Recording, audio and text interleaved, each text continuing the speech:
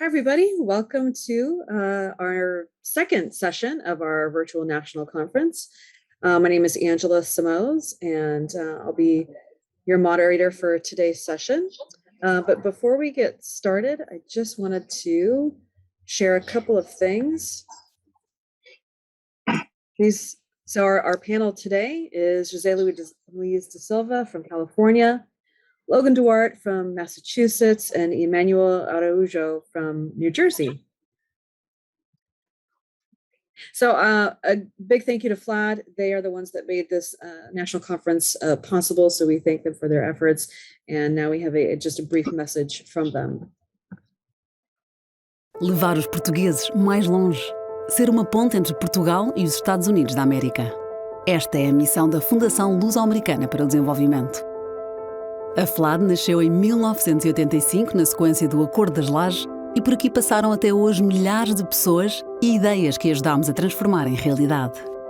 Promovemos a partilha de conhecimento e experiências através de bolsas de estudo, estágios, prémios e conferências unindo os dois lados do Atlântico. Trabalhamos diretamente com a comunidade portuguesa nos Estados Unidos.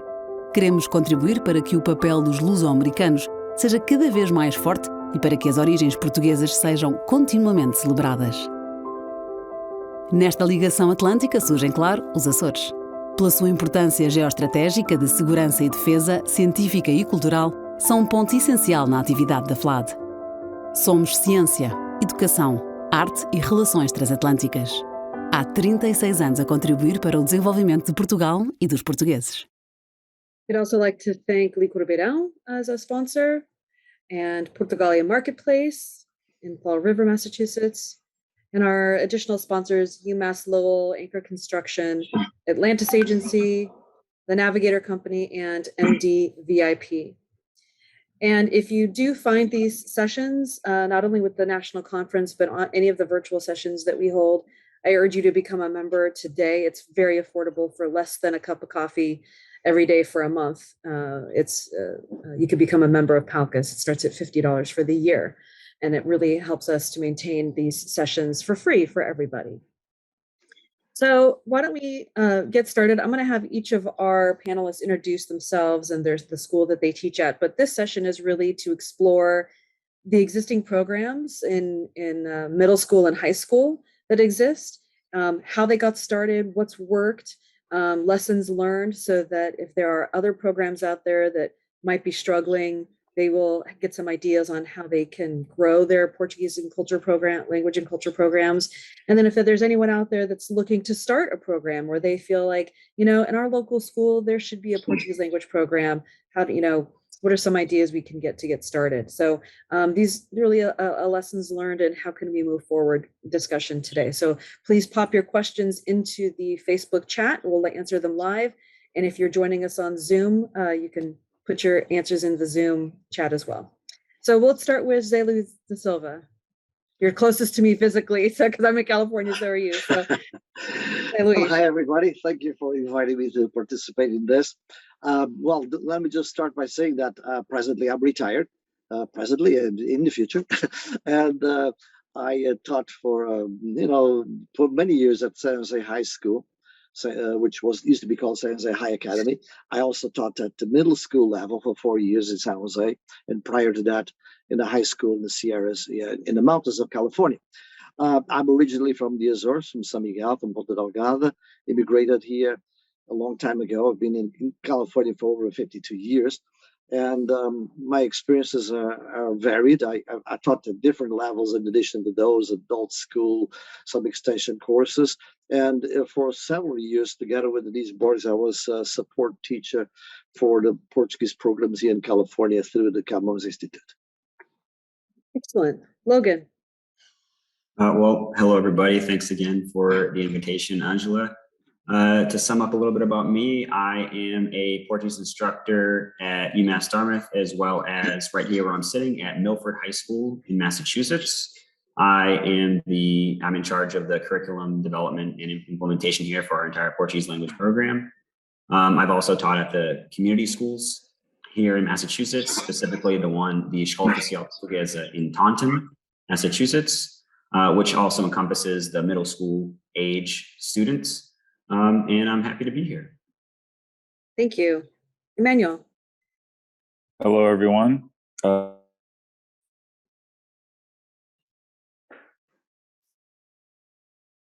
Emanuel Araujo. I'm a Portuguese teacher in Elizabeth, New Jersey at Alexander Hamilton Preparatory Academy, which is a public school in Elizabeth. I've been here for 8 years. I'm originally from Paredes de Cora, Viana do Castelo in the northern part of Portugal.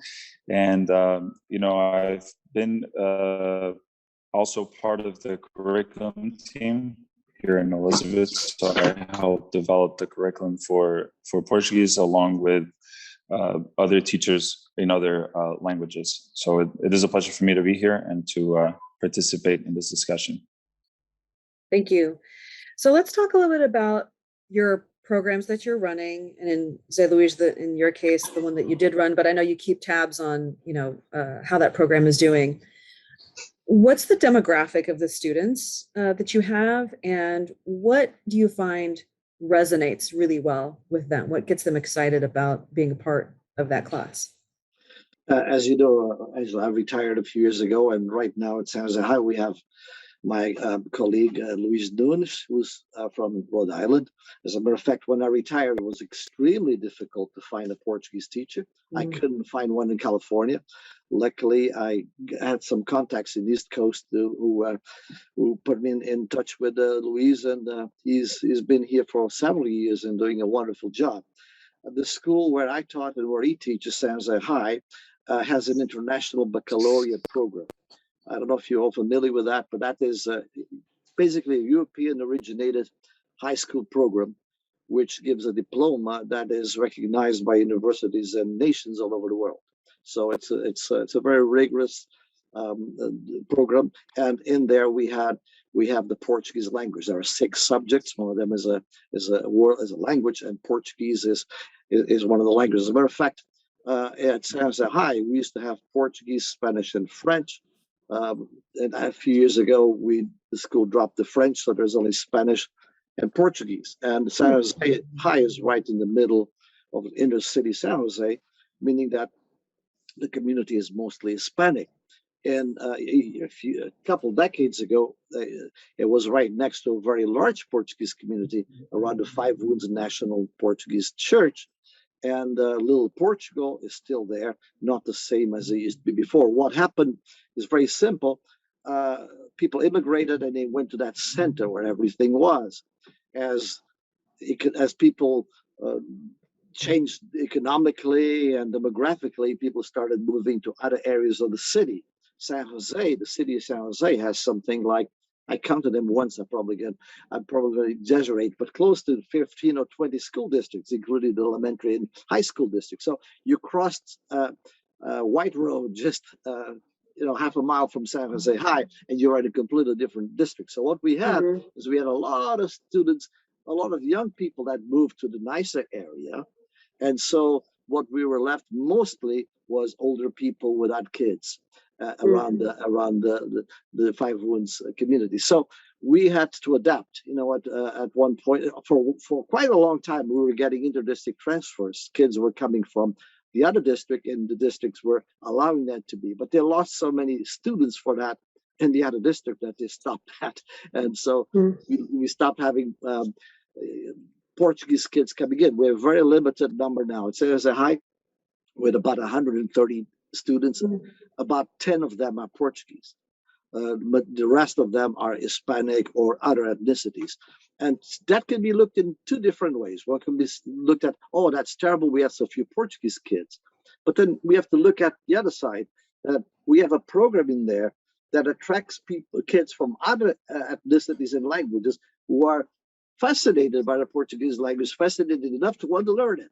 And this is a phenomenon that I think we're going to find not just in California, but all over. The fact that other people are interested in Portuguese language. And this is something where, if we have some time, I'd like to go into that more. And the fact that California has a very high Hispanic community, and Spanish and Portuguese, we know that, are languages that have great similarities. It is easy for the Hispanic kid to learn Portuguese while at the same time, it's different. It's very interesting. It's up to us Portuguese teachers to have classes that awaken that interest in the Hispanic community. And, one of the points that we try to make here, when I say we, there are other teachers who have the same approach. Denise Boris, who's also retired from Tulare, he had a similar situation. Of course, they have a lot more Portuguese in Tulare, in the Tulare high schools than we do in San Jose High. But the approach is to say, hey, if you know Spanish, if you know Portuguese, if you know English, you almost have all of the Americas in your language. So that makes you extremely marketable. So this cosmopolitan way of looking, global way of looking at Portuguese is something that we have to look at and get away from that more provincial way that we sometimes look at Portuguese. And part of my experience, since I was teaching an international baccalaureate program, I was forced, but I loved it, to teach the Lusophone world. So we had to teach literature. It was not just about Portugal or the Azores. It was about Angola and a lot about Brazil. And Brazil really is an area that fascinates Americans of all ethnicities, and definitely fascinates Hispanics. When I tell them that half of South America speaks Portuguese, 1/3 of Latin America is Portuguese speaking, it's something that they are surprised sometimes. Right. And I see in the background, Emanuel's bulletin board there has all of the Portuguese speaking flags. So Emanuel, why don't we go with you next? Talk a little about your program and what resonates. All right, sure. First of all, I have to agree with a lot what José talked about. The program here in Elizabeth was started about 20 years ago or so in the beginning of the year, the 2000s. So obviously I was not here at the beginning of it, but there were some fundamental teachers that were here, and they helped to develop the program and grow it throughout the years. So in terms of the population here in Elizabeth, I have to also kind of agree with José said, which is we have a few that are Portuguese speakers or heritage, or they have a background in Portuguese. They are the descendants of immigrants from Portugal, also from Brazil. Okay, but the vast majority of the student population is non-native. So how do we go about motivating and incentivizing students to want to learn the language? And I use that analogy a lot. Portuguese and Spanish, they're kind of, due to the high number of Spanish speakers that I have in my class from Central and South America, I try to encourage them to look at Portuguese and Spanish as relatives, kind of like cousins in a way, how it could be easy for them if they acquire the necessary skills to really learn Portuguese rather quickly. If they are able to differentiate between the Portuguese and Spanish as obviously as independent languages, but use a lot of the common structures that exist between both. Linguistically, Portuguese is an easy language to learn for students who have a background as Spanish speakers, as fluent Spanish speakers, not just conversational, but that they can write and they can read in the Spanish language. The other aspect that I tried to bring out is the cultural aspect of Portuguese, of the Portuguese-speaking world, right? And opening their eyes. Obviously Portuguese is originated in Portugal, but there are so many countries in the world where Portuguese is the official language. And when students walk into my classroom, they know Portugal, they know Brazil, but they don't know these other countries. So it's also an opportunity for them to expand their knowledge of the Portuguese-speaking world. And culturally, there's so much for them to gravitate towards, whether it's the food, for example. We have a lot of lessons on food and lessons on cultural elements like music, whether it's so those elements are fundamental in creating an interest in students that are not of a Portuguese background. Obviously students that have that background, right, they're going to improve their linguistic skills. They already have some of these senses of Portuguese culture, things of that sort. But some of them are not really aware of all the other Portuguese-speaking countries either. Mm-hmm. So even for them, it's an opportunity to expand their knowledge and to get a more global view of the Portuguese language. And that's what we try to implement here in Elizabeth. Excellent. Logan. So just to give you a little background about my program, it was also started in the early 2000s by actually one teacher. Her name was Nilza Mirabel, who I'll always give a shout out to. Mm-hmm. She did an incredible job of getting this program off the ground. She built a wonderful foundation. She has since retired, and now I took over for her. I'm very happy to do so. I'm very happy to say that here at Milford High School, we offer Portuguese 1 through 5. As well as a heritage language program, and we do the Portuguese National Honor Society. So, which kind of brings me into what resonates and what makes us thrive here is really the students. So the common thread I'm seeing here through all of everyone's answers is the students. A lot of the students realize the value in studying Portuguese. That could be different for every student, but it's not just Portuguese students or Brazilian students.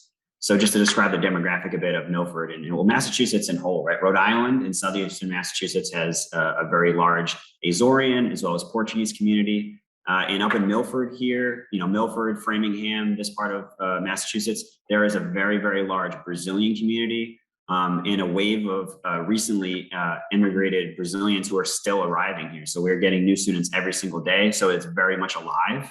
Here, the Brazilian culture is very much alive, as well as the Ecuadorian community, which is still arriving as well, in the Hispanic community in general, the Spanish-speaking community as a whole.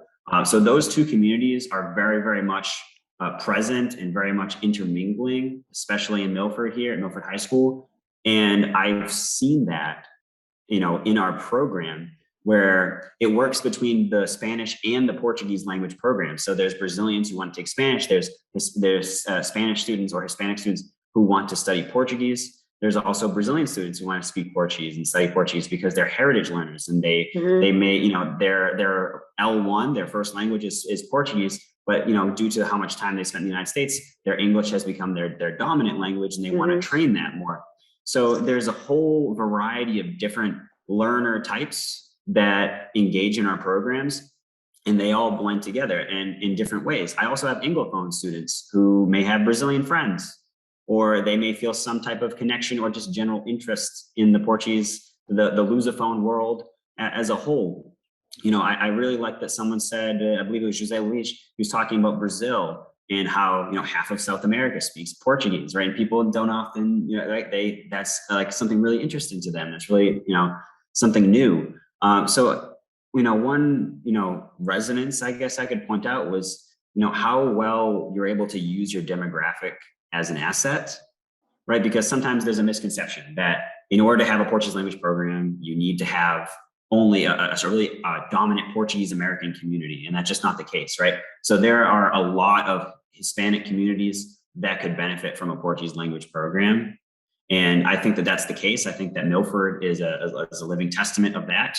We see that type of, cultural intermingling every single day here. So I 100% agree with everything that both José Luis and Emanuel have said. From my own, I'm not a teacher and I certainly didn't start a Portuguese language program, but we did start a Portuguese club at my daughter's school. It's an elementary school. And I thought, there's a couple of kids that are Portuguese at the school. So I thought, okay, well, even if it's just a club for the 4 of us, right, we'll get something started. And the first day of the first meeting, there were 25 kids in this club. And there still continues to be a really great turnout. And again, only 2 of them are Portuguese. And so I think we underestimate the interest level of non-Portuguese in the Portuguese culture, in the Brazilian culture, in the Portuguese-speaking world culture in general. And so I think the points that all of you made are just so consistent. And I feel like we need to shout that from the rooftops. So just beat it into people's minds, right? Like it's not just for the Portuguese, it's for the broader community. Talk a little bit about, the kinds of support that your programs get, in terms of, is it kind of an annual thing where you're having to always get support from the school and from the parents, or do you apply for funding? And, how much of that is your job to keep the program going? Because I think that's a concern that people have too. Is like, okay, fine, I might be able to get something started, but then how do we maintain it, right? And even a lot of existing programs face the maintenance challenge. So talk a little bit about that. I don't know if somebody wants to go first. You have volunteers. Okay, I'll start. Support. Well, I didn't go into a little bit in the background when the Centers of High program started, but very quickly, it started in the early 70s when bilingual education was very strong in California. And it was pushed by the community that supported it very much. And we had tons of students because we had received so much immigration in the years prior to that. And so it was easy to, well, fairly easy. There was some community leaders that went to the district, and I wouldn't say they demanded, but they made a case for Portuguese. And the Portuguese was taught at the elementary, the middle school, and the high school. So there was a continuity in there. And of course, that helped. With time and the disappearance of bilingual programs for political reasons in California, we were left with the high school program. I think that, as I talk to colleagues of mine about this, one very important thing is the relationship of the Portuguese teacher with the other members of his or her department and administration. We had a very cohesive department where we are very good friends. And, it's interesting because the communities intermingled. One of my best friends, a Spanish teacher, his son's playing soccer with the Portuguese community. So we have that in here. So having that strong department support is essential. Then you go to the next level, which is the school administration. Very, very important to have the PR, the diplomatic skills to maneuver through the things. And I must be frank, I had one principal that I'm not very fond of for the things that were done. But other than that, we had tremendous support. As a matter of fact, and let me give you a little example why I wasn't too fond of that. I remember walking by the office and hearing it. A new student being told, we have French and Spanish in this school, never mentioning anything about Portuguese. The next principal I got was very friendly with the Portuguese community, and he was the one who was bringing in students to the program. So if you can massage that connection, department and administration, you have half of your work done. Of course, you have to have students, but that depends. If you look at my examples, the number of students depends on how the people who run the school look at your program and the prestige that they give it. If it's just it's Portuguese, nobody there, you're not going to get non-Portuguese students for that. The other thing that when we had a transition from a heavily Portuguese mother tongue program to other people, one thing that really, really helped us was our Portuguese club. We had a very active Portuguese club in school. People consider it the most active club in school. We had all kinds of activities, including we had a folklore group that so we had Hispanic kids, we had Indian kids from India, passing Portuguese thing, and that's awesome. That kid might take 1 year or two, and then the little brother, little cousin comes in as a freshman, wants to take Portuguese. Then you have a boyfriend, girlfriend, and that was really an incentive to bring Hispanic kids in. The other thing was that we had an annual event, a Portuguese Club scholarship dinner, where we raised sometimes from $12,000 to $15,000 that we give in scholarships. In an area like inner city San Jose, where we're dealing with a poorer community, that was very important.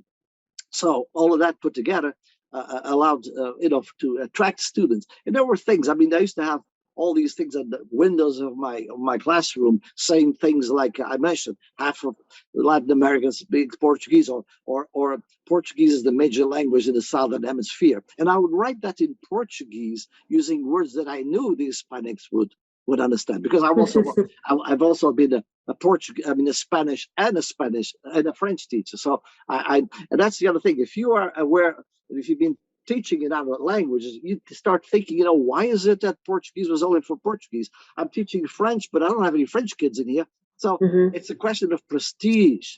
And so I think that we as a language, if you think of Portuguese as a language of 11 million people, as much as we love it, as much as we think it's a great language and culture, the American side is not going to look at it that way. If we look at the language of 200 plus million people, then they often don't know these things. You have to educate the school board, the principal and all that. If they start realizing that, then we get more prestige.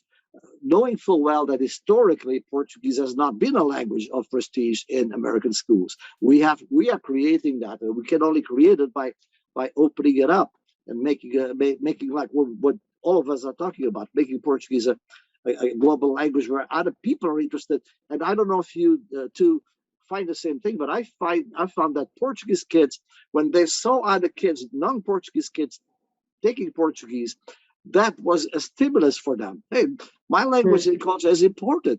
And I didn't mention, but we had also some Brazilian kids and some kids that were sons and daughters of Portuguese, mostly Azorians, who had gone to Brazil, immigrated there, and then came to the United States. So they spoke Brazilian Portuguese and sometimes a little mixed up with Portuguese, continental Portuguese. So all of these things help bring people together. It's all about bringing people together.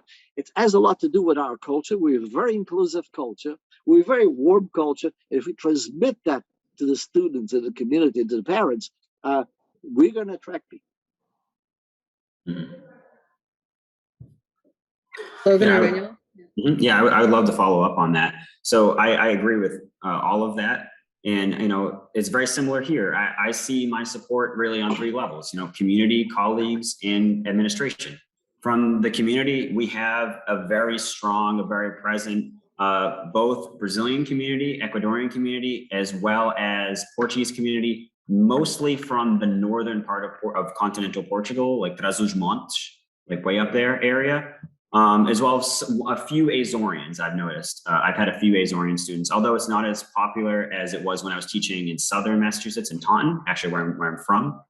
We had a lot more Cape Verdean, Azorian students. But up here, the community is very much involved, very much engaged, and very much interested in learning Portuguese. The parents, they want their kids to get a formal education in Portuguese. A lot of them speak Portuguese at home, but they may have never gone to school in Brazil or wherever their family is from, right? So there's that level of community engagement. We have the Portuguese National Honor Society, which the main purpose of the Portuguese National Honor Society is to do community service, to do cultural enrichment activities that involve the community, to get everybody involved, right? Things like that. So there's a lot of, cohesion in that regard between the community, right? Because teaching is public service. It really is, right? And the whole, and the community is what drives public service, is what drives action, is what drives decisions, right? So we have,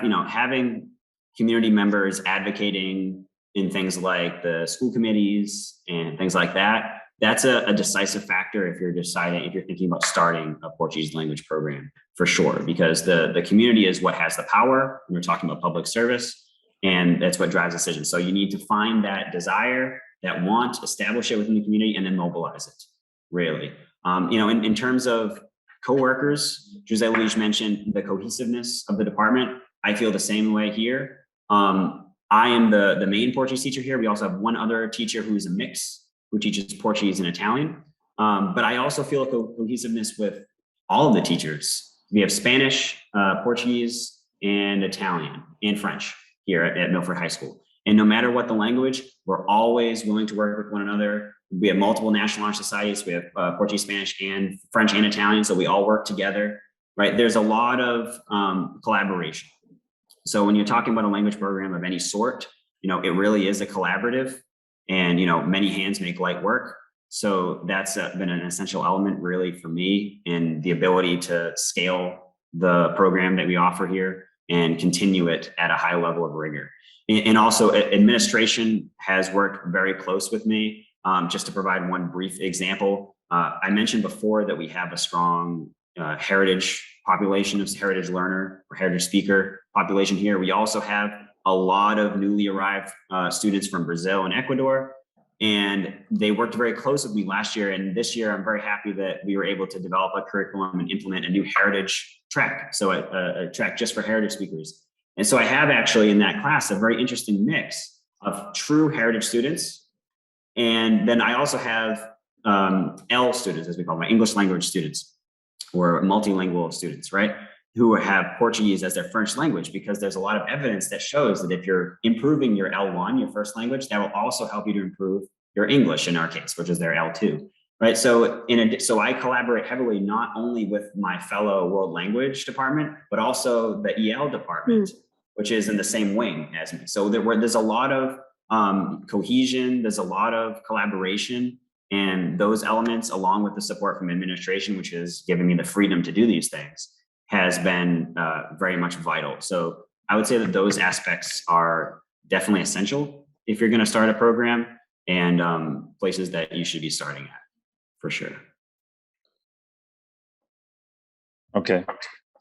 So Logan and Jose, I totally agree with what you guys said. The community plays such a vital role in these programs and getting them up and running, right? So here in Elizabeth, we have district managed funding as far as funding, right, for the Portuguese program, which treats all languages the same. So, Spanish, Italian, French, and Portuguese are the 4 languages that are offered mostly here in Elizabeth at high school level. Portuguese is only offered at a high school level here in Elizabeth as well.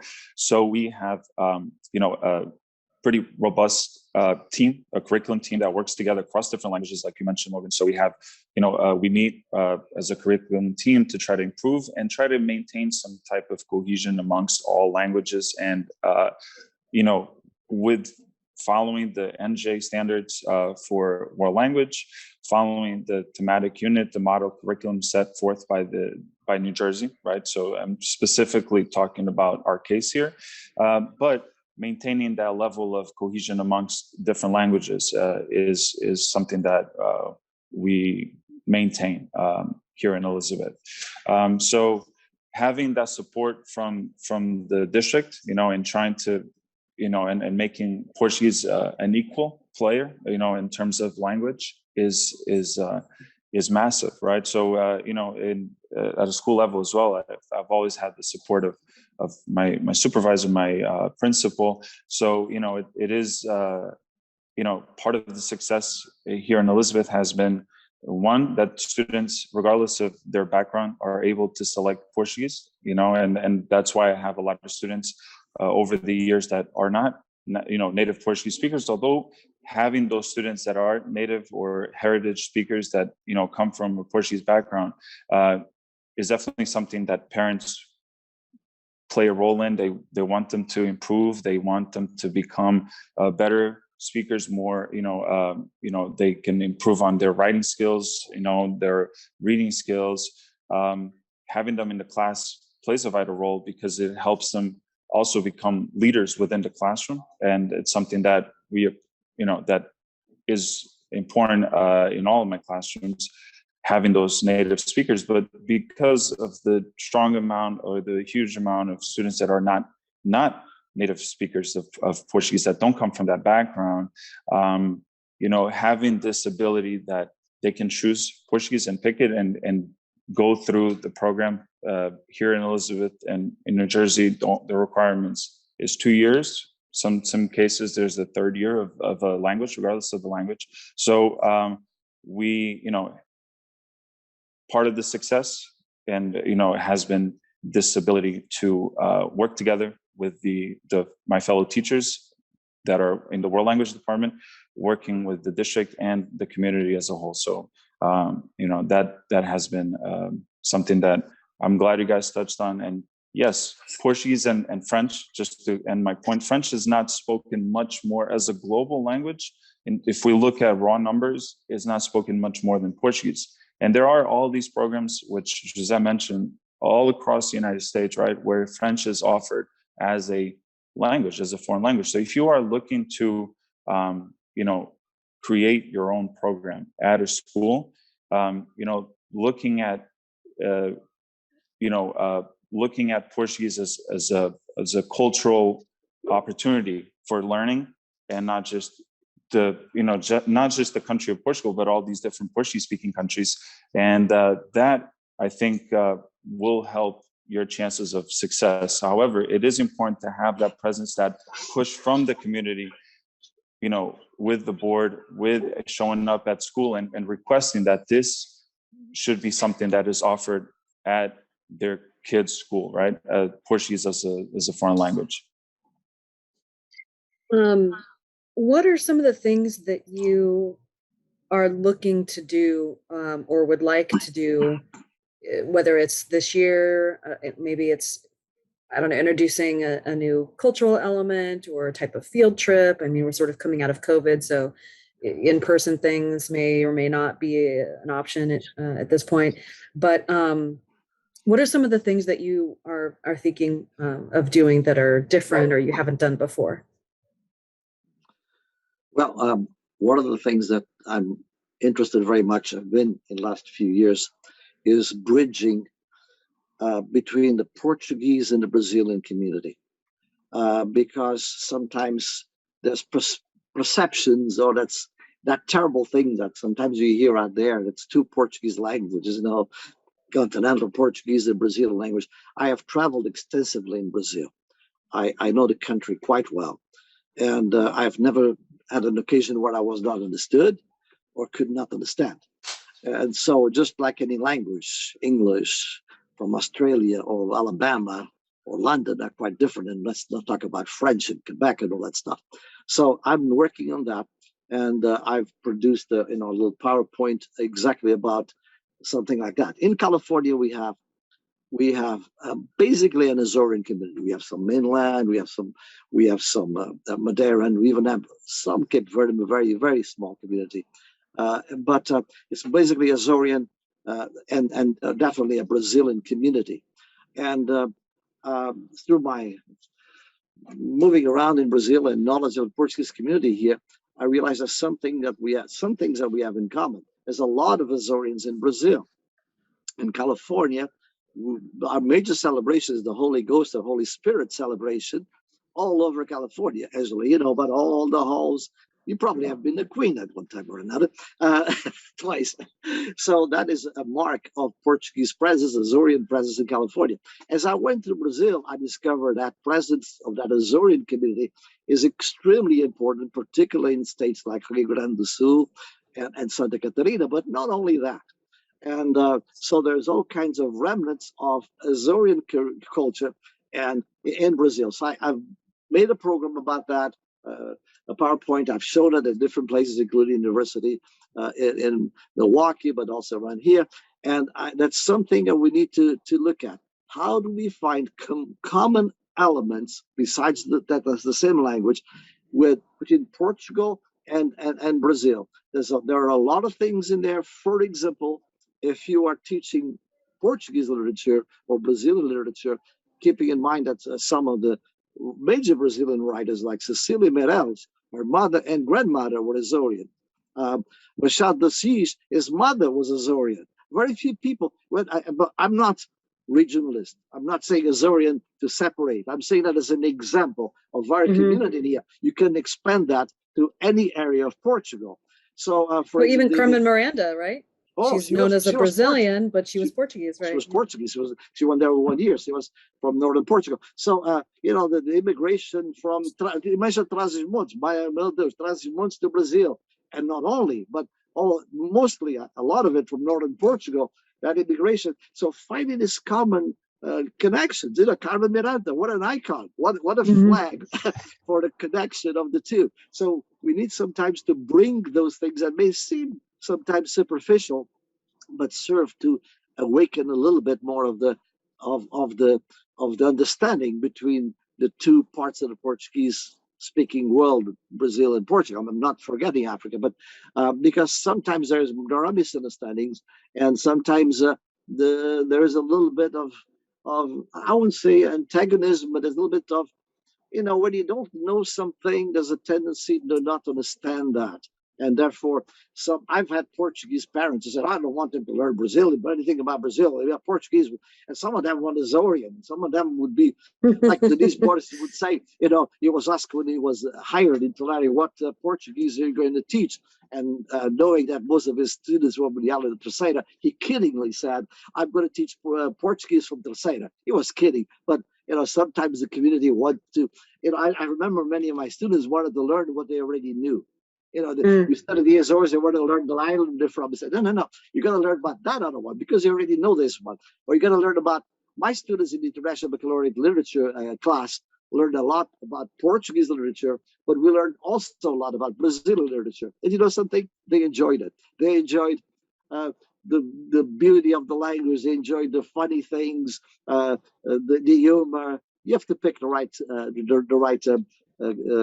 text and all that stuff. So basically finding connections so that our students, no matter where they're from, if they're from Brazil or if they're from Portugal, or more particular from the Azores, they can find that, hey, there's something there that relates to me. Like if I do a PowerPoint on the Holy Ghost in Brazil, and it's just like here in San Jose, or it's just like in the Azores, finding these common things.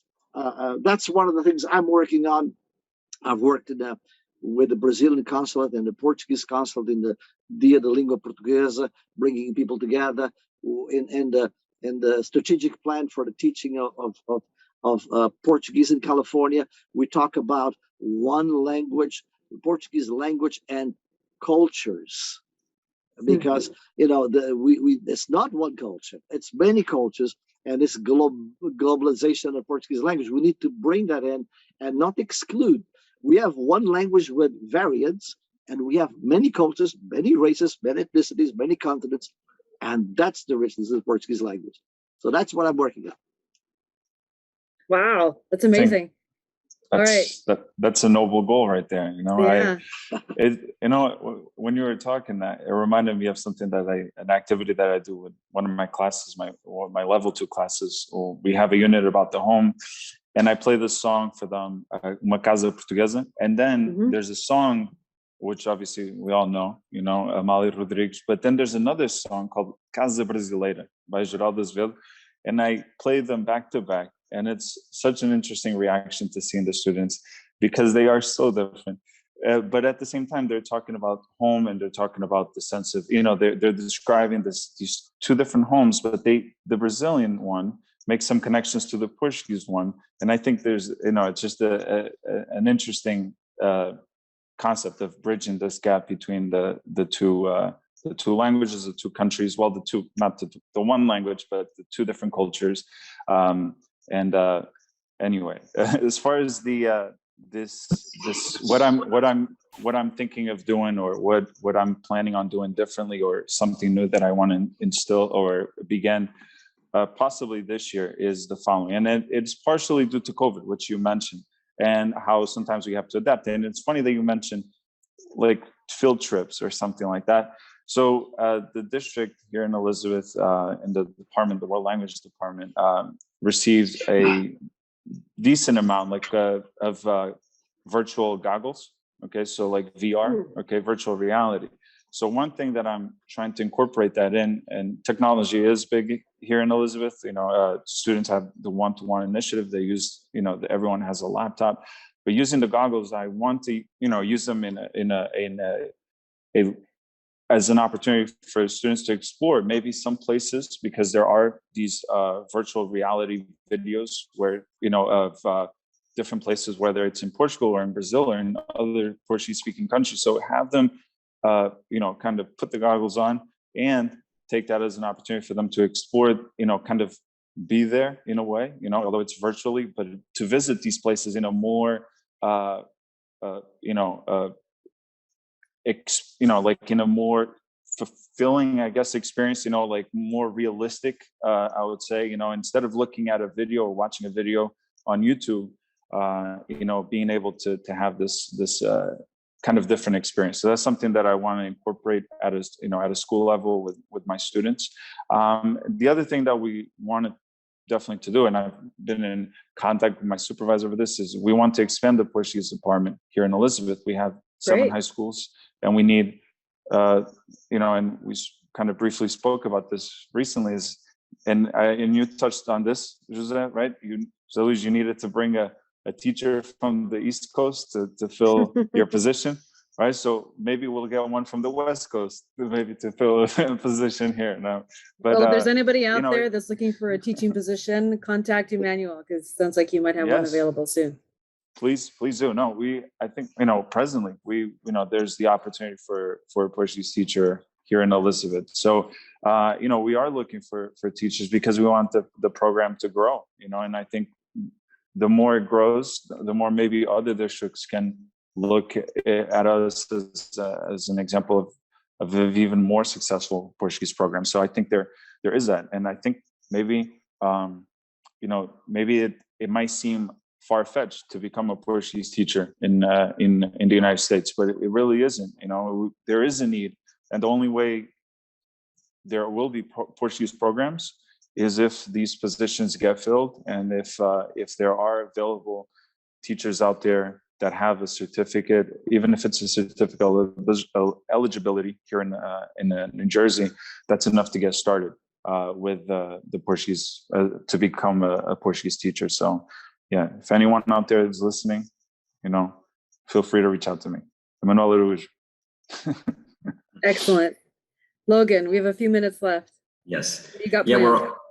We're also trying to expand our Portuguese program here at Milford High School within the next 1 or 2 years. But to bring it to the middle school level a little bit, just to tie them in, at the middle school this year, we actually started a Spanish for Portuguese speakers course.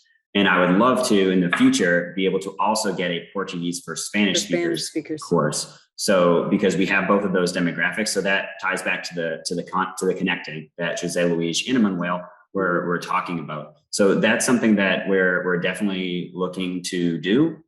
Also, you mentioned field trips.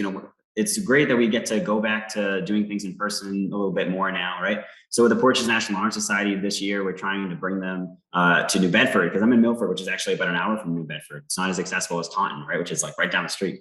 But we're trying to bring them to the New Bedford Whaling Museum, which has an amazing exhibit that's permanent on whaling, which is, very important in the history of New Bedford and the Azorean community, and the Portuguese community at large, as well as Cape Verdean community. So we're trying to do things like that, types of cultural enrichment programs.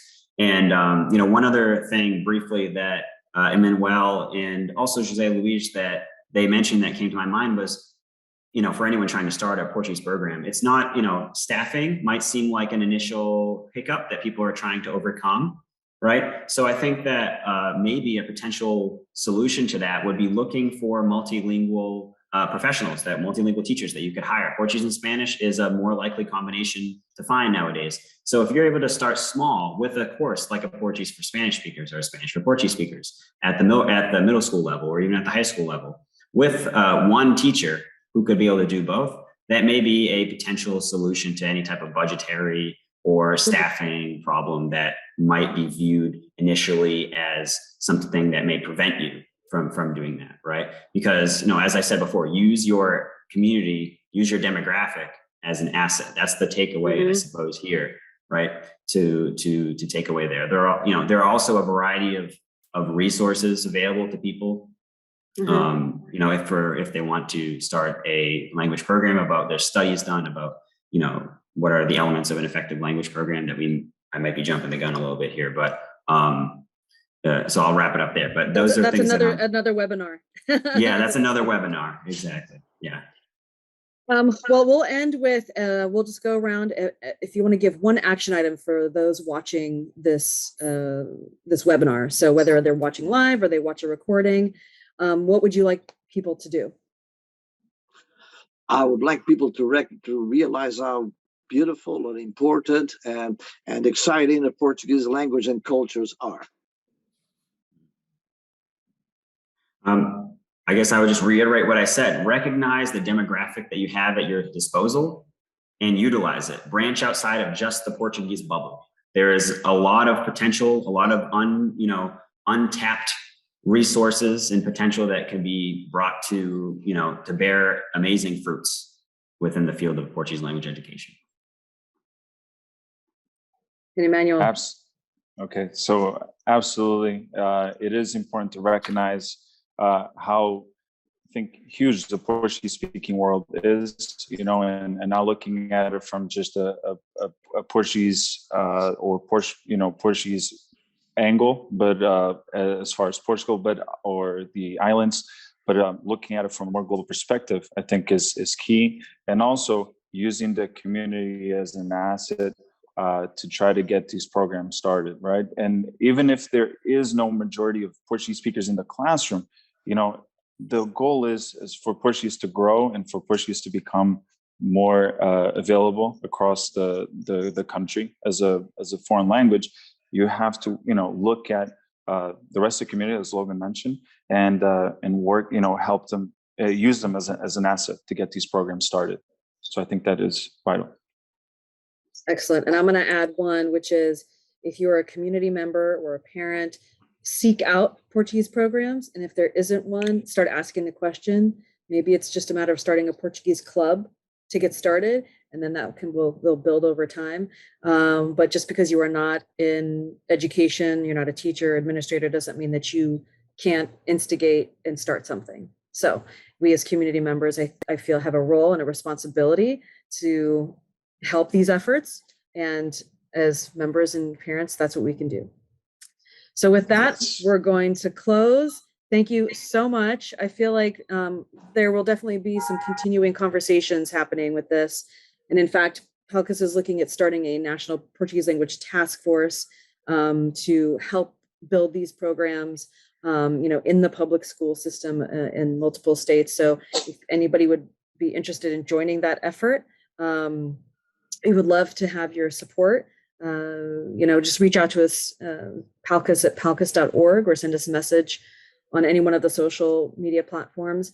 But we are looking to work with a geographically dispersed set of community leaders to bring this task force together and really come up with maybe a set of guidebooks and manuals and curriculum that could be shared, right? Because I think that's the key too, is to be able to share resources. So if you're interested, please let us know. And with that, we're going to close our first session. Congratulations. We got one in the books, and now we're going to head off and do quite a few more over the next couple of weeks. But thank you all for your time. Very much appreciate it. Thank you for having me. Thank you for having us. Thank you. Have a wonderful day. Bye-bye. Take care. Bye-bye.